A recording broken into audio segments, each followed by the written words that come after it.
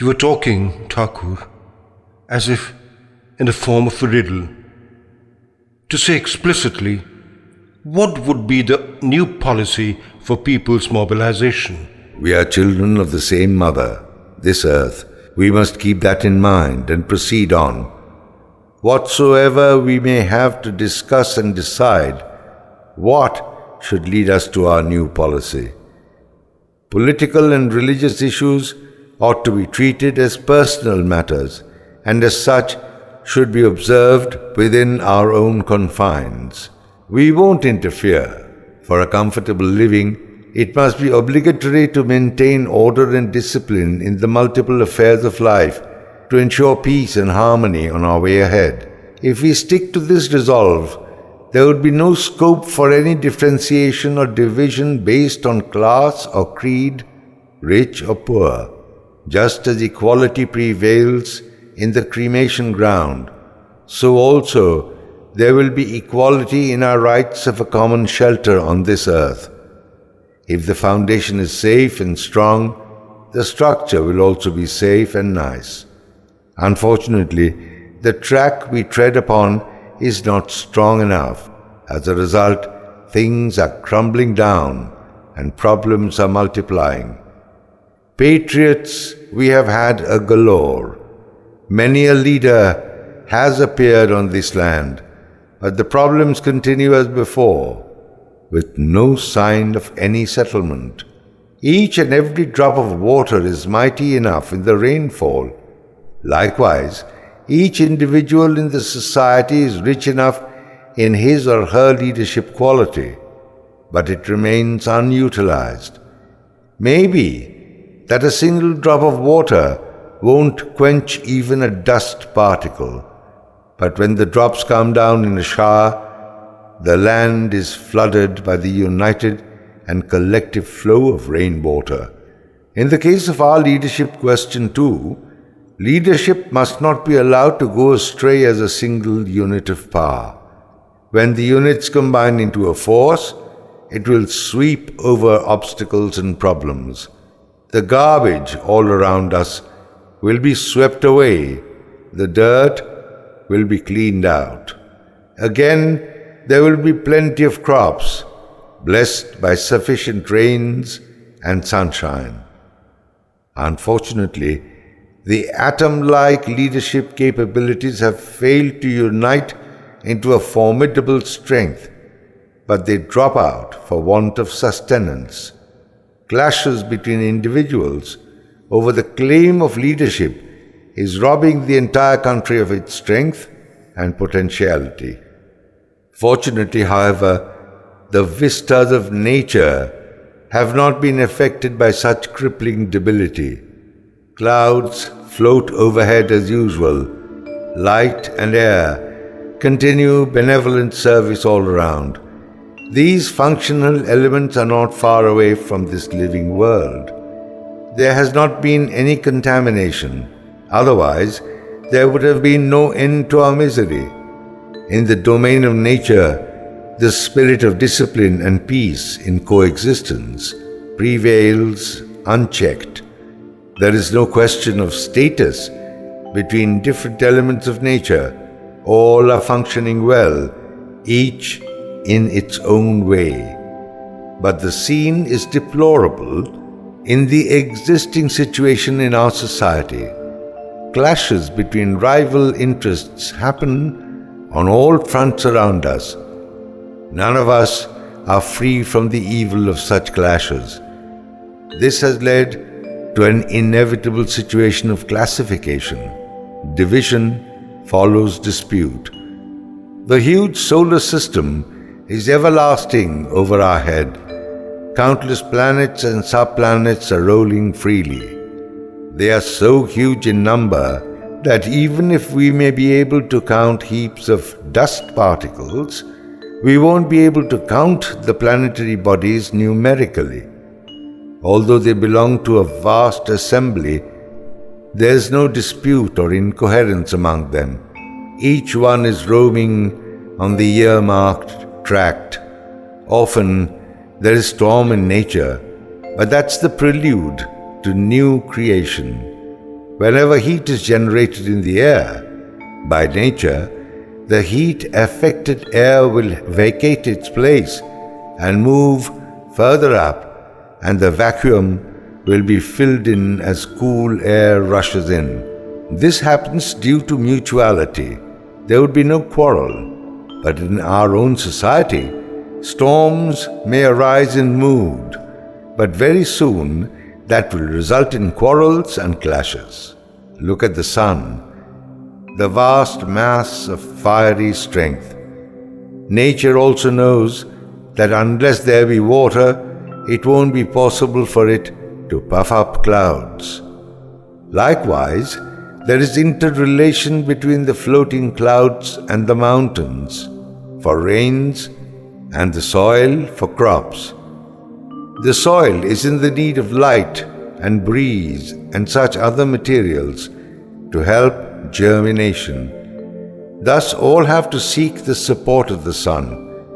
Such is the eternal interdependence between the elements of nature. If there be any disturbance in our mutual relationship and their service is held up, what would have been our fate? The relationship of mutual cooperation and help between the sun, light, air, and other elements of nature makes it possible for the created existence to continue. We should take lessons from those noble examples to boost our urge for patriotism. All of us must adopt and implement such principles as are duly observed by nature. We are born of nature, and our physical as well as mental faculties are essentially the elements of nature.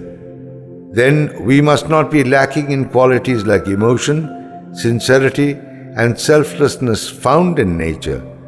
Not that these are totally absent in us. Occasionally, our mind becomes overpowered by these elements, just like the floating cloud flakes.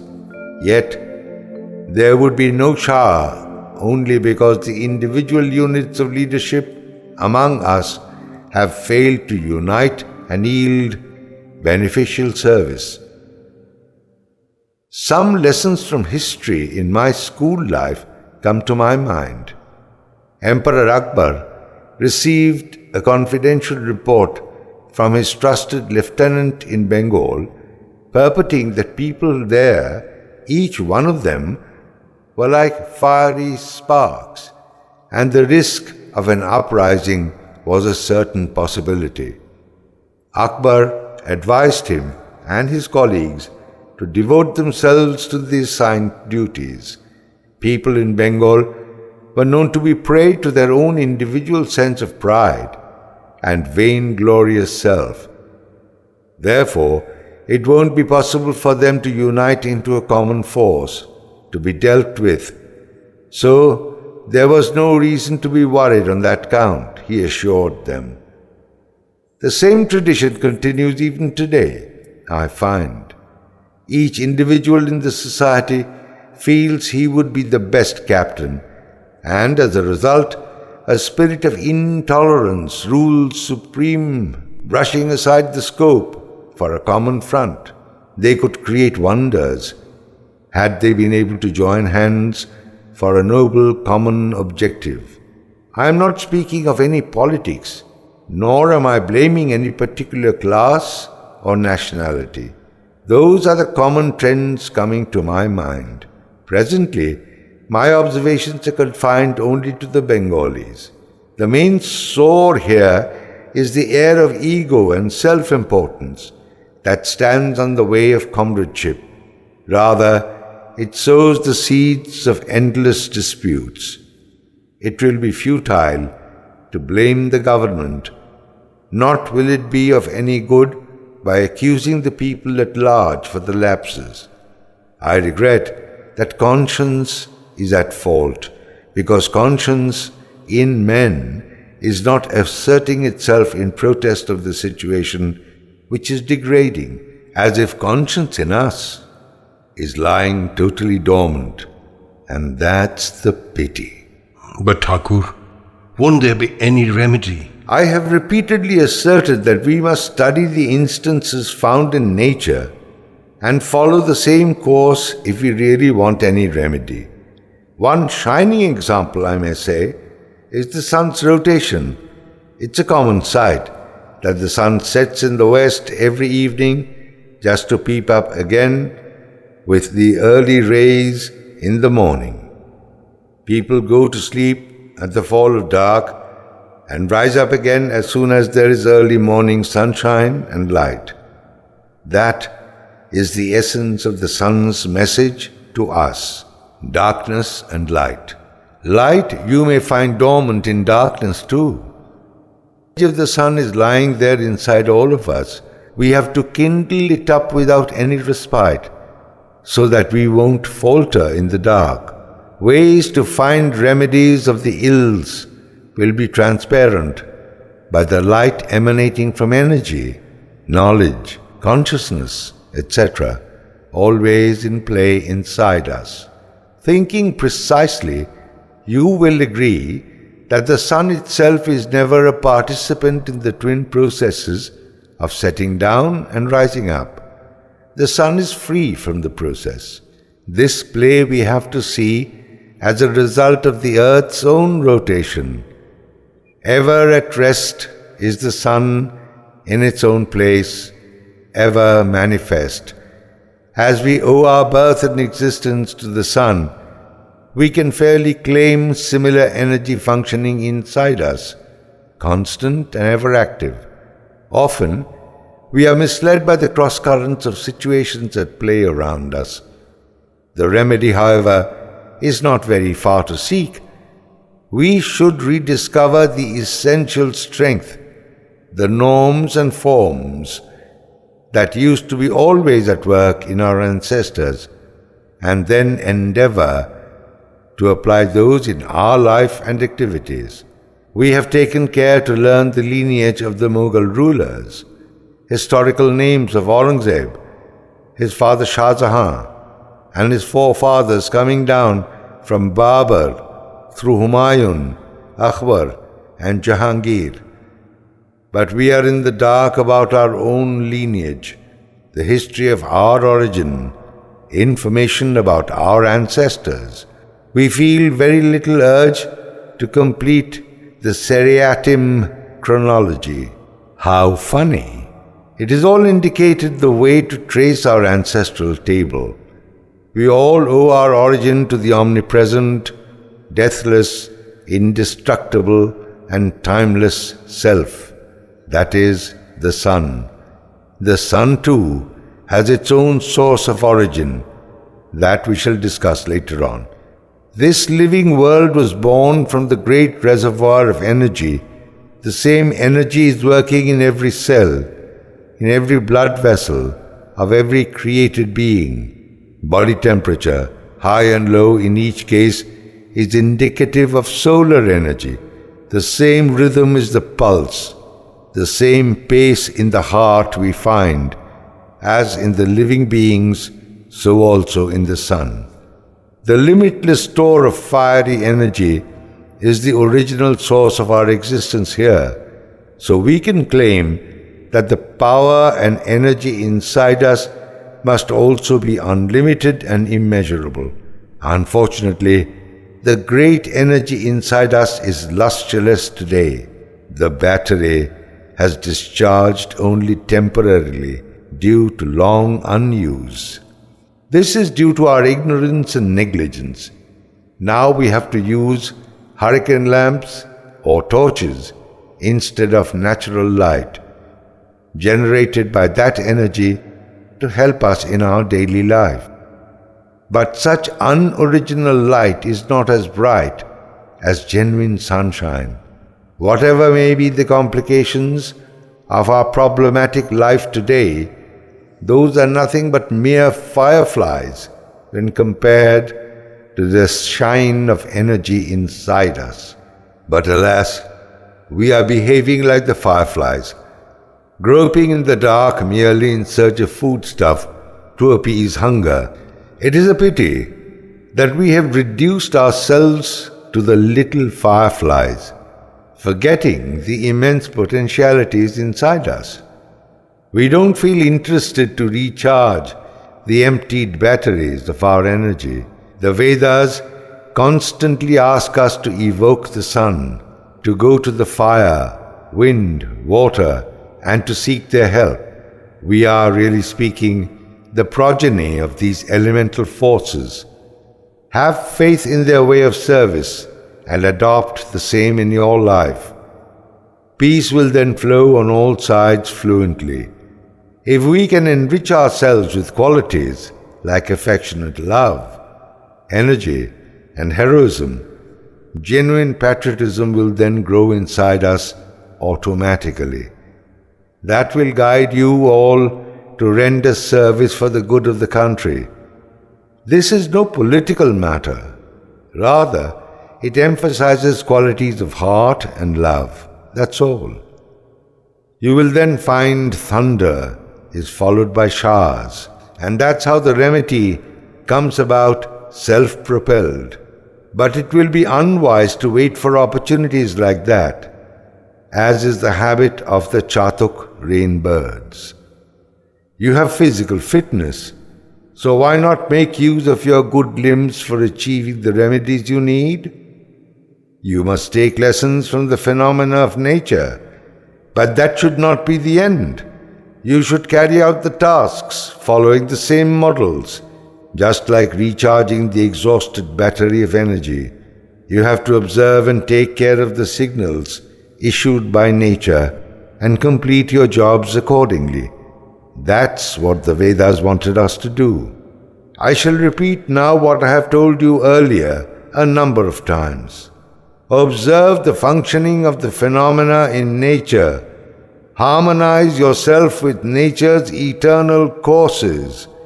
See and appreciate the sun's ceaseless service to the entire space of the world, of the heavens and even beyond. Eventually, clouds often create obstruction to the sun's own functional process. Yet, the sun remains carefree and won't create any dispute against the cloud. Rather, the sun would patiently remove the floating clouds and continue his benevolent service to provide light all over the entire sphere. But the sun is never motivated by self-interest. The same solar energy continues to work inside us, even though obstructions and difficulties are likely to arise on the track as we proceed. Our duty will be to counter all these problems with the help of the ever-rich energy inside us and march forward undaunted. It's the lesson we are to learn from the example of the functional process of nature. There is no need to consult any book of knowledge. Nature is there, all around the living world of mankind as a guideline and as a source of peace and harmony in life. Nature seems to have set up a model of noble mission of graceful service to all, on equal terms, by actual demonstration. Will all this not be enough to awaken us? I think the response will arise in all those who are concerned. But unfortunately, we fail to attune ourselves with that universal mission, owing to disputes and misunderstandings. The net result is disunity among us, ultimately giving rise to divides of principles, divides like caste and creed, groupism and communalism. In spite of all such disputes, discord and differences, our attachment to nature's eternal mission has not been totally snapped. Our task is to mend and rearrange the loosened cords and thereby pave the way to some positive achievement. Just as you feel fresh after a bath in the cool and comfortable currents of the river, so also you feel clean and transparent as you undergo a measure of nature's purifying service. When you work in a state of freedom, purity, and innocence, all your efforts will take meaningful shape, as happens in the ways of nature. The seed of infinite possibilities is inherent in every living being. Now, your effort should be to nurse the seed so that it may sprout and grow high to yield flowers and fruits. The seeds are to be sown properly, and you must arrange for pouring water to help sprouting. In our case, the seed is consciousness. That will guide us in all our activities.